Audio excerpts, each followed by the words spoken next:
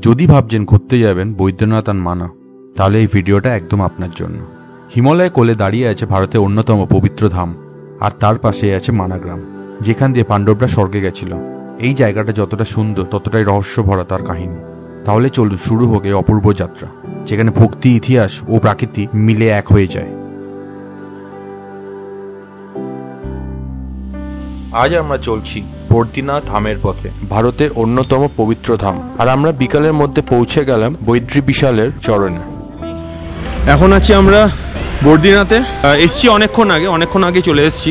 এসে হোটেল, 1 ঘন্টার মতন আগে এসছি। হোটেল নিলাম, রাখলাম। এখন বাজে 8:30। শুনলাম নাকি, আমরা প্রথমে জানতাম যে মন্দির 9টা অবধি খোলা থাকে, কিন্তু আমাদের হোটেলের দাদা বললে যে 10টা অবধি নাকি খোলা থাকবে। তো রীতিমতো আমরা দৌড়াচ্ছি কোনো রকমের মন্দিরে পৌঁছানোর জন্য।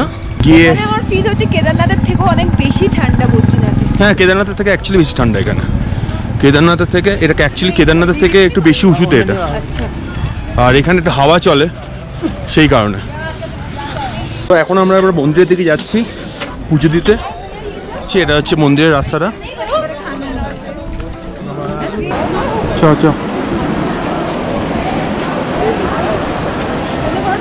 ওই দেখো, ওটা হচ্ছে মন্দির। উত্তরাখণ্ডের চামোলি জেলায় অবস্থিত এই পবিত্র স্থানটি শুধু একটি তীর্থস্থান নয়, বদ্রীনাথ ভারতের 4টে ধামের মধ্যে অন্যতম। 4 ধামের মধ্যে 3টি আছে দক্ষিণে, দ্বারকা, পুরী, রামেশ্বরম, আর উত্তরে আছে বদ্রীনাথ।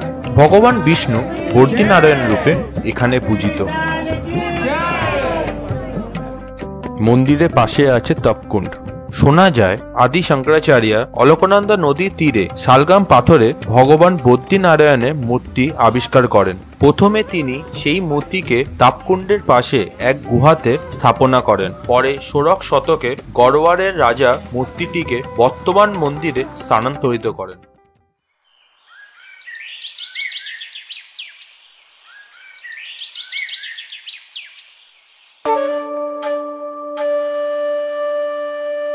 কথিত আছে এই বৈদ্যনাথ ধাম ছিল মহাদেব বা মা পার্বতীর নিবাস। একদিন এক ছোট্ট ছেলের রূপে ভগবান বিষ্ণু এলেন আর মা পার্বতীর কাছে আশ্রয় চাইলেন। পার্বতী মা বাইরে যেতেই সেই শিশুটি দরজা বন্ধ করে দেয়। সব বুঝতে পেলেন মহাদেব তিনি আসলে ভগবান বিষ্ণু। তখন শিবজি স্ব ইচ্ছায় সেই স্থান দান করলেন বিষ্ণুদেবকে। হে everyone, good morning from Badrinath. আমরা এই জাস্ট হোটেল চেক আউট করলাম। আমরা এখন যাচ্ছি হরিদ্বারের দিকে। পেছনে আছে শ্যামজিৎ, সামনে আছে শুভদ্বীপ। খুব ঠান্ডা এখানে, বাট ভিউটা অসাধারণ। দেখো পাহাড়গুলো, কুয়াশা। সমুদ্রপৃষ্ঠ থেকে 3100 মিটার উচ্চতায় অবস্থিত এই স্থানটি ঘিরে রয়েছে নর আর নারায়ণ পর্বত শ্রেণী। নিচে বয়ে চলেছে অলকনন্দা নদী। বলা হয় ভগবান বিষ্ণু পুরী ধামে ভোজন করেন, দ্বারকাতে রাজত্ব করেন, আর বৈদ্যনাথে তিনি তপস্যা করেন। এই জন্যই বৈদ্যনাথ ধাম প্রাঙ্গণে কোনো কুকুরের ডাক, কোনো শব্দ শোনা যায় না, কেবলমাত্র আছে শান্তি। আবার একটু প্ল্যানটা চেঞ্জ হলো। ঘুরতে এসে প্ল্যান কখনো সেম থাকে না। তো এখন আমরা যাচ্ছি এখান থেকে মানাটা অলওয়েজ আমাদের বাকেট লিস্টে ছিল, বাট টাইমের জন্য আমরা জিনিসটাকে স্কিপ করতে হচ্ছিল। বদ্রীনাথ থেকে মানা যেতে লাগবে হচ্ছে 15-20 মিনিট, বিকজ 9 কিলোমিটার রাস্তা আছে। আর ওইখানে ঘুরতে লাগবে মোটামুটি 1-1.5 ঘন্টা টাইম। এবার ডিপেন্ড করছে তোমরা কিরকম করে কে কিরকম টাইম নিচ্ছে। ভীমশিলা বলতে হয় না ভাইয়া उसको? হ্যাঁ, ভীমপুল সরস্বতী নদী যেখান থেকে তৈরি হয়েছে। কারণ সরস্বতী নদী শুধু একটাই জায়গা আছে যেখানে দেখা যায়, তারপরে সরস্বতী নদী পাতালে চলে যায়। টাইম বাঁচানোর জন্য আমরা ব্রেকফাস্ট করছি, যেটা হচ্ছে আমি লোকাল এখান থেকে 2টো ব্রেড নিলাম, এরকম আমাদের বন পার্টির মতন হয়। আর আমাদের কাছে অলরেডি কিছু চিপস, কাজু, কেক এগুলো ছিল। তো আজকে ব্রেকফাস্টটা এটা করেই কাটিয়ে দিচ্ছি, বিকজ সবসময় সব কিছু সম্ভব হয় না। কারণ আলটিমেটলি আমরা ঘুরতে এসেছি, ঘোরাটাই মেন প্রায়োরিটি। তো যত তাড়াতাড়ি সম্ভব আমরা মানা পৌঁছাবো। মানা পৌঁছে অত তাড়াতাড়ি যতটা বেটার আমরা ভাবে ঘুরতে পারবো, মানাটা ঘুরবো, দেন আমরা এখানে ব্যাক করবো। তো সেটা হচ্ছে আজকের এজেন্ডা। বদ্রীনাথ থেকে মাত্র 3 কিলোমিটার দূরে এই ছোট একটি গ্রাম মানা, যাকে ভারতের প্রথম গ্রামও বলা হয়, কারণ এখান থেকে শুরু হয় তিব্বতের সীমানা। সূর্যের আলোয় ঝলমল করা এই গ্রামটি উত্তরাখণ্ডের চামোলি ডিস্ট্রিক্টের 3200 মিটার উচ্চতায় অবস্থিত, যেখানে প্রতিটি মোড়ে, প্রতিটি পাথরে মিশে আছে পৌরাণিক ইতিহাসের ছোঁয়া। গ্রামের দেওয়ালে, রাস্তায়, এমনকি দোকানের গলিতেও খোদাই করা আছে মহাভারতের গল্প। প্রতিটি পাথর যেন এক একটি পৌরাণিক স্মৃতি, যেগুলো বলছে এখান দিয়েই পাণ্ডবরা গেছিল স্বর্গের পথে। এটা হচ্ছে আমার পেছনে যেটা আছে সেটা হচ্ছে সরস্বতী নদী। সরস্বতী নদী শুধুমাত্র এখান থেকেই দেখা যায়, এরপর নদীটা পাতালে চলে যায়। ভীমপুলের পাশে আছে ব্যাস গুহা, যেখানে ঋষি ব্যাসদেব মহাভারত রচনা করছিলেন। তার সামনে ভগবান গণেশ লিখে চলেছেন সেই অমর কাব্যগ্রন্থ। বলা হয় তার পাশ দিয়ে প্রবল শব্দে বয়ে চলেছিল সরস্বতী নদী। সেই শব্দে ব্যাসদেবের পাঠে বিঘ্ন ঘটতে থাকে। তিনি নদীকে শান্ত হতে বলেন, কিন্তু নদী থামেনি। ক্ষুব্ধ হয়ে ব্যাসদেব অভিশাপ দেন, তুমি নীরব হয়ে যাও, পাতালে মিলিয়ে যাও। সেই অভিশাপে সরস্বতী নদী এখানেই অদৃশ্য হয়ে মাটির নিচে প্রবেশ করে।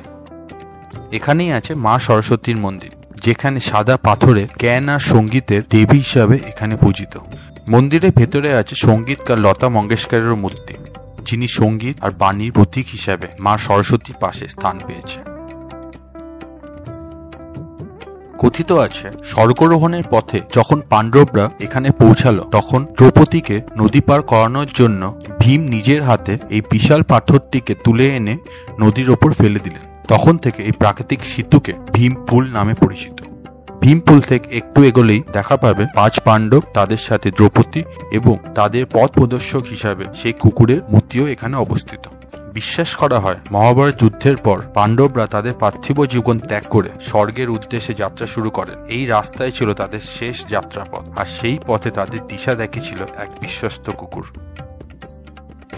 তো আমরা এখন মানা ভিলেজে আছি। অলরেডি সামজিৎ বললো তখন মানা ভিলেজ যাচ্ছি, তো আমরা এখন মানা ভিলেজেই আছি।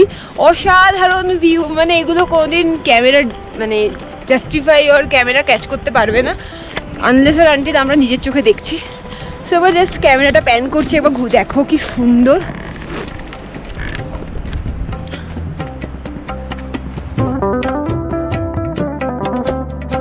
চারপাশে পাহাড়ের কোলে দাঁড়িয়ে আছে মা দুর্গার এই মন্দির। এখান থেকে পুরো উপত্যকাটা দেখা যায় এক নজরে। মনে হয় যেন দেবী নিজেই পাহাড়ের বুকে পাহারা দিচ্ছেন এই উপত্যকার। মানা গ্রাম শুধুমাত্র ভারতের শেষ গ্রাম নয়, এটি একটি জীবন্ত পুরাণ, যেখানে প্রতিটি পাথর, প্রতিটি ঝর্ণা যেন মহাভারতের গল্প বলছে। তাই বলা যায় হিমালয়ের কোলে লুকিয়ে আছে শুধু বরফ নয়, লুকিয়ে আছে আমাদের প্রাচীন ইতিহাসের নিঃশব্দ প্রতিধ্বনি।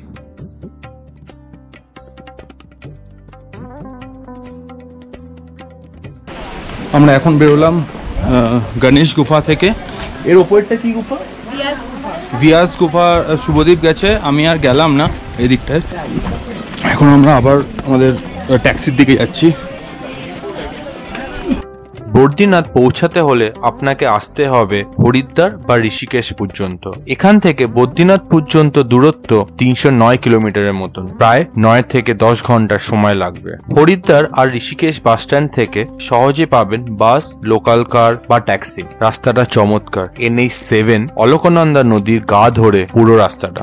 আমরা এসেছিলাম অলি থেকে, যোশীমাঠ থেকে ট্যাক্সি নিলাম, প্রায় 53 কিলোমিটার, 2 ঘন্টার মতন সময় লাগলো।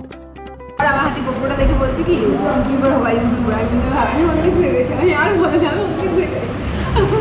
এখন এসেছি আমাদের রাস্তা, আমরা যেমন যাচ্ছি যে মাঝখানে দাঁড়ালাম, সেখানে লাঞ্চ হবে। আমাদের গাড়িটা দাঁড়িয়ে সেখানে লাঞ্চ করছে। এখানে প্রিয়া অর্ডার দিয়েছে হচ্ছে একটা স্যুপ, আমরা অর্ডার দিয়েছি রুটি আর আলুর দম টাইপের কিছু একটা। তো আমরা খাই, প্রচণ্ড জোর খিদে পেয়ে গেছে। তো খেয়ে দিয়ে আবার আমরা আমাদের জার্নি করব। এখন বাজে ঘড়িতে 10:30। তো এখন আমরা নামলাম হরিদ্বারে। তো এখন আমরা এখান থেকে হোটেলে যাচ্ছি ফার্স্টে। আপাতত আমরা টোটোতে নিয়েছি, লাগেজপত্র সব কিছু এখানেই আছে। এখান থেকে হোটেলে যাবো, হোটেলে গিয়ে কিছু একটা খাবার অর্ডার করবো বা কিছু একটা সুইগি ফুইগি কিছু একটা করবো, বিকজ কফি খিদেও পেয়েছে। খেয়ে দিয়ে আজকের মতন দিনটা এখানে শেষ করবো। এখন রুমে চলে এসেছি, আমি সব ফাইল যাবতীয় সব কিছু কপি করছি, বিকজ এগুলো খালি করতে হবে। তো আজকের দিনটা মেনলি অ্যাট্রাকশন ছিল হচ্ছে আমাদের মানা ভিলেজ, আর এটা খুব লাকিলি আমরা মানা ভিলেজটা করতে পেরেছি, বিকজ আমাদের প্রথম থেকেই প্ল্যান ছিল, বাট কিন্তু সময়ের জন্য আমরা কোনোরকমভাবে জিনিসটা স্কিপ করতে যাচ্ছিলাম। কিন্তু লাস্ট মুমেন্টে আমাদের মধ্যে প্ল্যান হলো যে না, মানা ভিলেজ করতেই হবে। কারণ একটা জায়গায় মাঝে মাঝে হয় হ্যাঁ কি 1-2 জায়গা ছেড়ে দেওয়া উচিত, কারণ ওই জায়গাটা পরের বার ফিরে আসার জন্য। কিন্তু মানা ভিলেজ এমন একটা জায়গা ছিল যেখানে আমাদের কাছে একটা খুব ইম্পর্টেন্ট আর খুব ভালো জায়গা, সত্যি ভালো জায়গা। আমি যখন গেলাম জায়গাটা ঘুরলাম, সত্যি খুব ভালো জায়গা, খুব ভালো ভালো ফুটেজ পেয়েছি, আর সব থেকে বড় কথা খুব ভালো ভালো ফটো পেয়েছি। তো আপাতত আমরা এখন এগুলো কপি করছি, ডিনার নিয়ে এসেছি। আমাদের হোটেলের নিচে একটা চাইনিজ দোকান ছিল, তো ওইখান থেকে আমরা ডিনার নিয়ে এসেছি। তো এইগুলো কমপ্লিট করে ডিনার করে আমরা শুয়ে পড়বো। এখন বাজে রাত 12:10। তো কালকের দিনটা আমরা হরিদ্বারই থাকছি, আর কালকে আমরা ফিরে যাচ্ছি। কিন্তু তোমাদের জন্য হরিদ্বারটা পড়ে আছে, হরিদ্বারটা দেখার জন্য পরের ব্লগটা ফলো করো। চলো, good night, take care, by.